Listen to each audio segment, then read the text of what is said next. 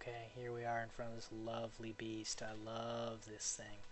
I love it because it has no tail rotor, which means I don't have to think about tail rotor strikes. If I can see a spot where I think those main rotors are going to fit, I can put this thing down in that spot. You got armloads of collective. So much power. This thing will arrest its vertical descent, no problem. One thing I haven't talked about in any of the other helicopters is Vortex Ring State, VRS.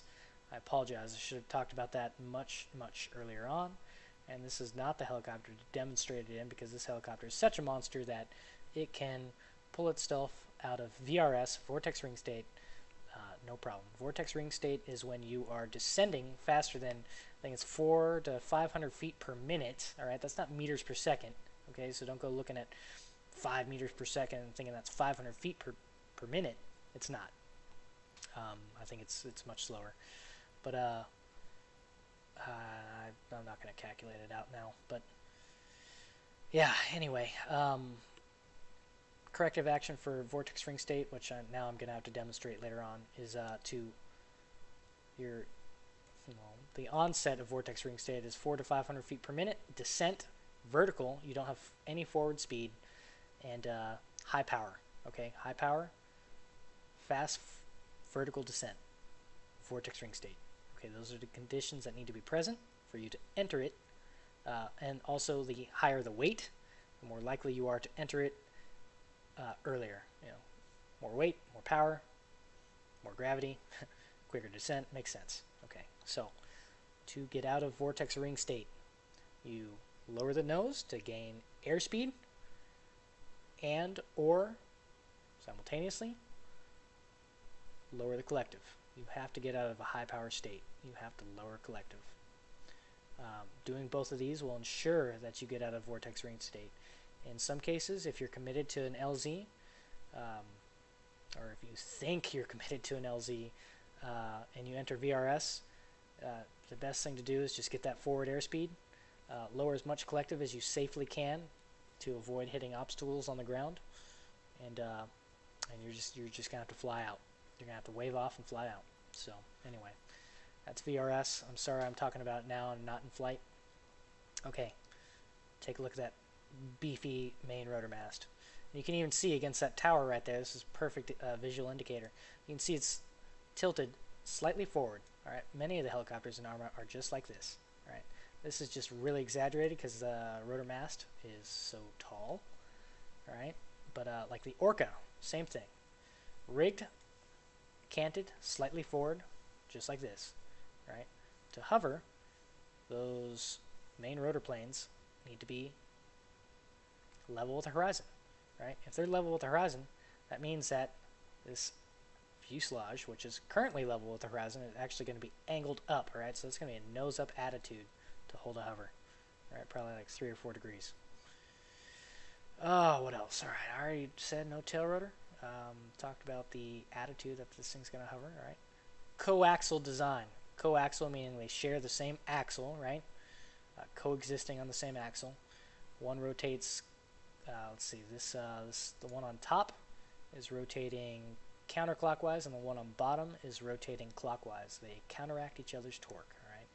Same thing. If you want to go left, you push left. You want to go right, you turn right. Push right, with a caveat, and that being power. And I will demonstrate that now. All right, engine's coming on. I love that. I love that. Look at that. Oh, it's so cool. Lots of visibility out of this thing. Awesome.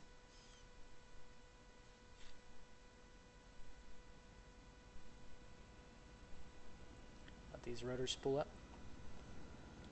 Brakes coming off. Rotor mast is rigged forward, so all I have to do is add collective, and it will naturally taxi forward on its own. We'll go out to the runway.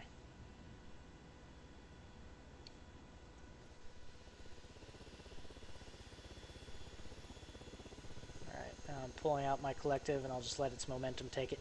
This thing has a lot of inertia, a lot of weight behind it.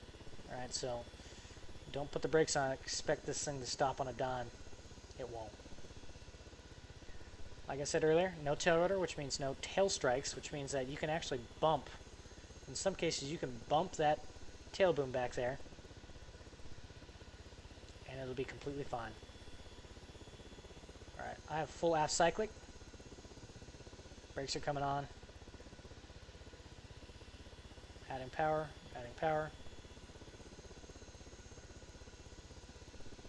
Look at that, full aft cyclic. Tail boom is resting on the deck, and I'm not hurting a thing.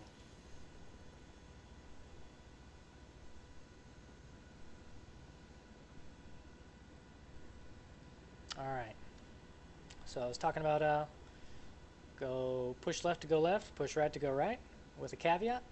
I'll show you that now. Oh, another thing. When you take off, you don't have to add any pedal, right?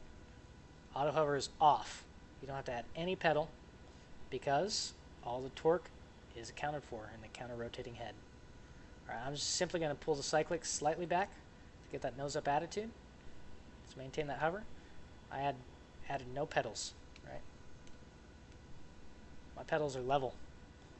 I can add all the power I want. Look at that, full power, no yaw. A little bit yaw, I think that's just induced by my crappy joystick. Alright, power's coming out. Alright, that's Vortex Ring State right there. And add full power and it rests.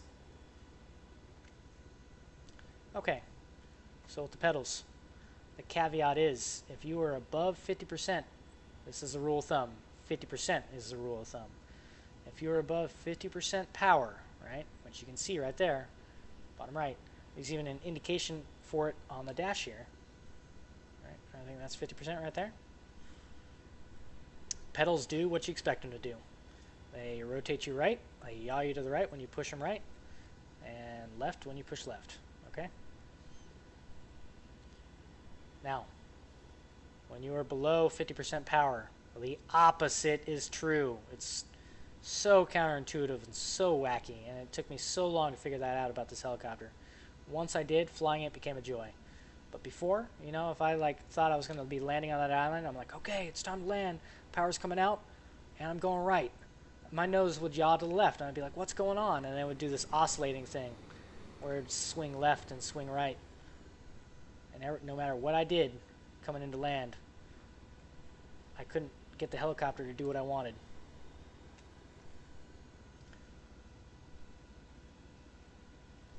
So that's the balancing act in this helicopter, is knowing when to switch from left pedal to right pedal in order to maintain a left-hand turn in a no power setting. So left-hand turn, right pedal's in, nose comes left. Right, the more your main rotor speeds up like that, the more effective your pedals are going to be to do the job they were built to do. So you can release right pedal, keep that trimmed flight. I want to land on that island, so I'm going to come to the left, or correction, the right, with left pedal. All right, power's coming in, so now I'm using right pedal.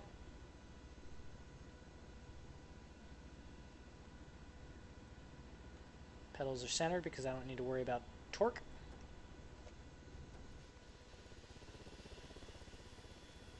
Pedals are centered, power's coming in.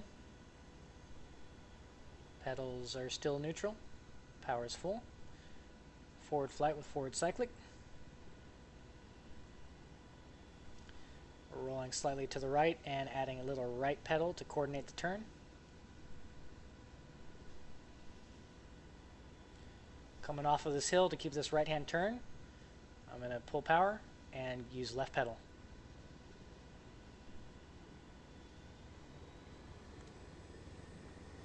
Left pedal, right turn. Strange, huh? Alright, I just released my pedal inputs.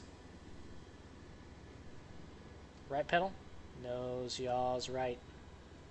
Power's coming in, so I start adding left pedal.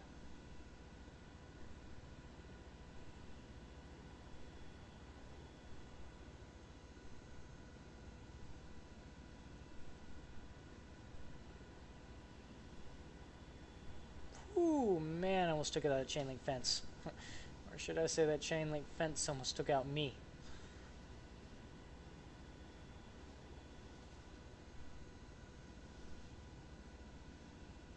pedals are doing exactly what I want them to. So another nice thing, the quick stops in this are amazing.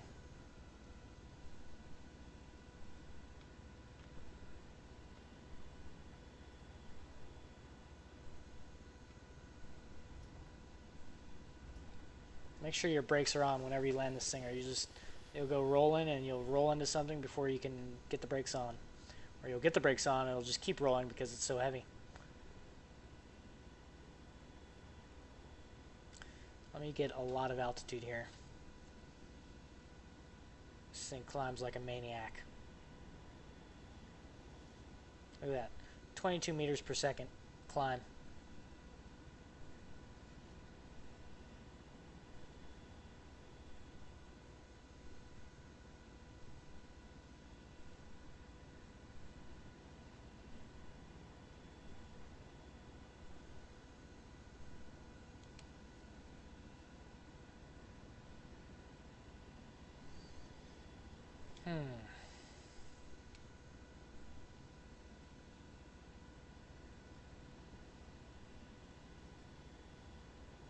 Land somewhere on that little factory area over there.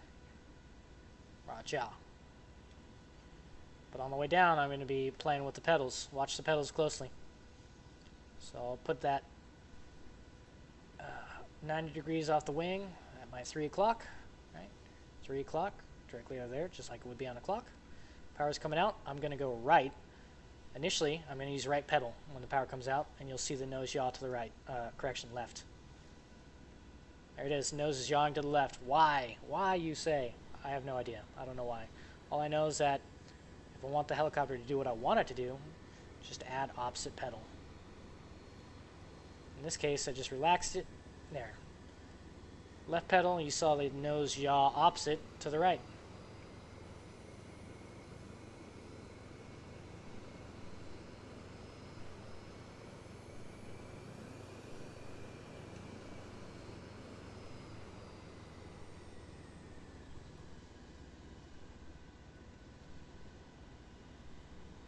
See, and I'm playing around with power, and you see the nose isn't doing exactly what I want it to do. Because I'm not anticipating that. I don't fly this thing enough yet. There. Right turn, left pedal.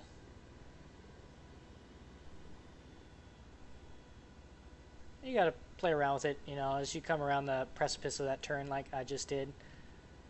When you get in that no speed situation, the nose wants to naturally just rotate towards Earth, so you just let it.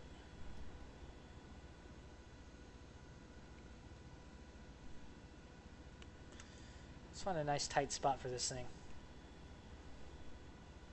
Show you what no tail rotor looks like.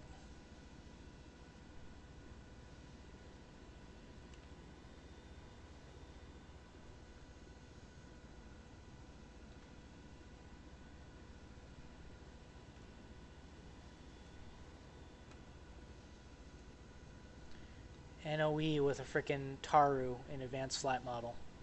Who would have thunk?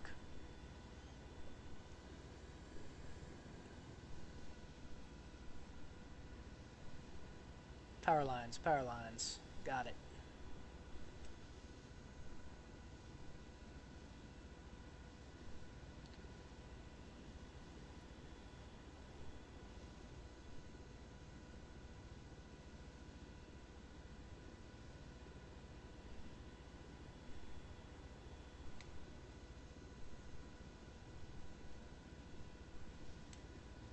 I could land there simply because my rotor is taller than those roofs.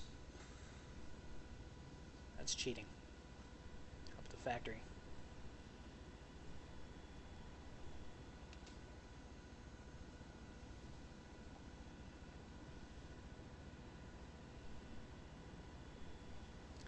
I could land at that intersection right there. Oh, it's not an intersection, sorry, but next to that red container. Left turn, right pedal.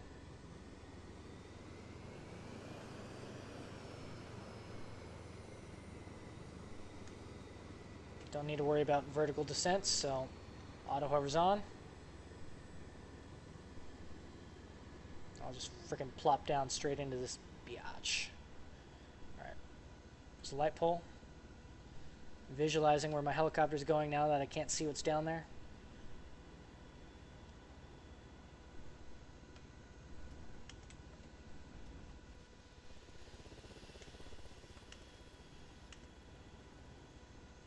Auto horse off, going straight up.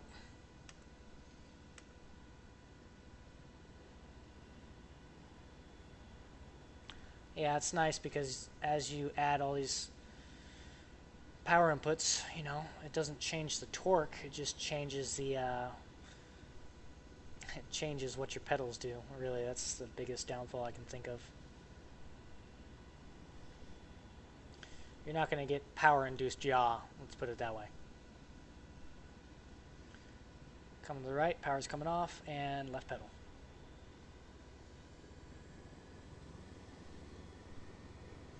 Right pedal, right pedal, right pedal to bring the nose back to the left.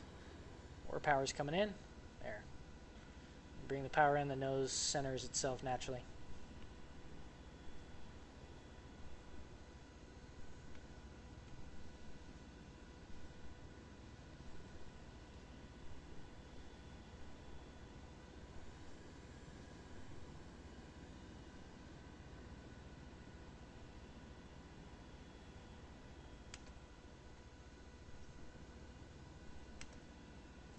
So those power lines at the last second kind of had to abort there.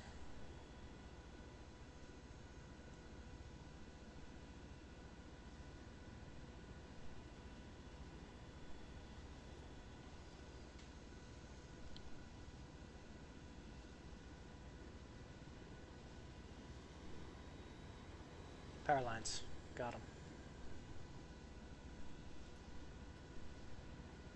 More power lines.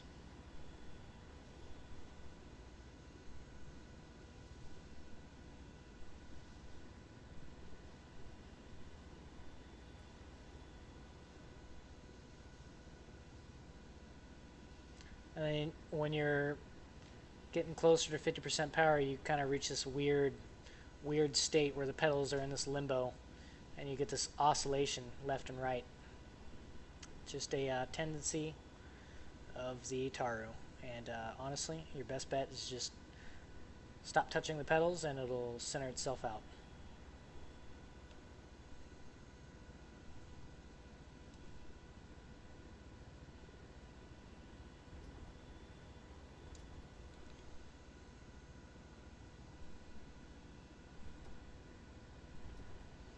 By the way, when you're taxiing the Taru, flat ground is imperative.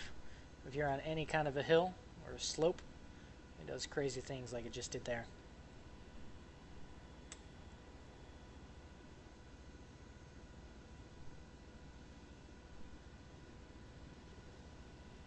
Yeah, because of its crazy pedal requirements. Pedal dancing required to fly this thing. You're going to end up flying out of trim quite a bit. But in this beast, that's okay.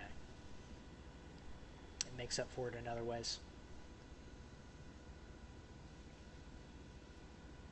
As I enter the caldera here, I'll go power off and left pedal to continue my right-hand turn.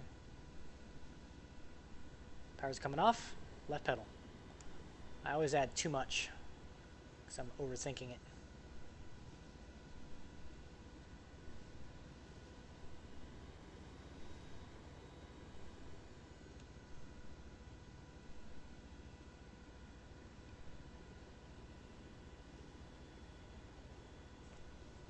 Oh, got caught up looking at the bottom of the volcano there. Whoops.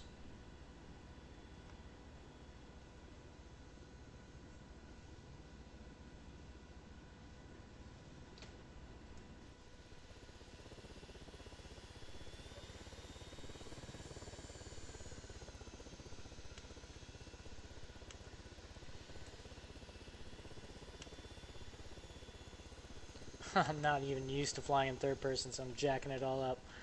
That's funny.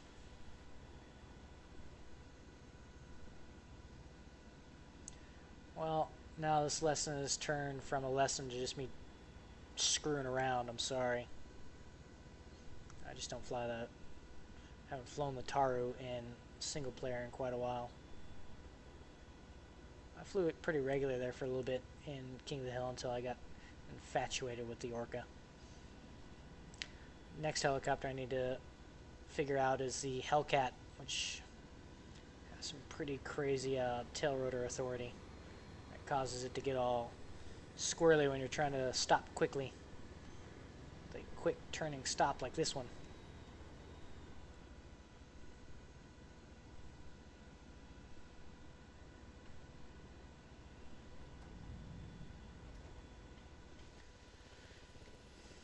Okay, anyway, one last thing, I'll induce VRS with one of the smaller helicopters. I'll probably just do it with the Hummingbird and show you what happens.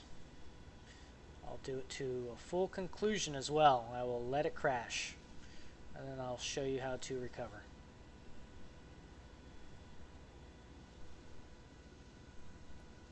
Okay. Just put this thing down here.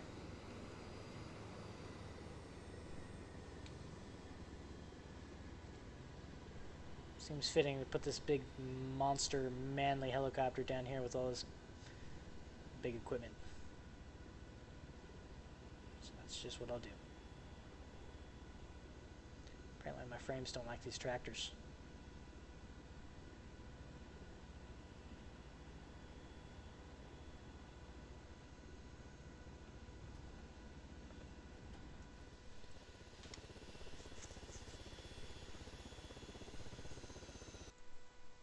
Alright, see you in a second.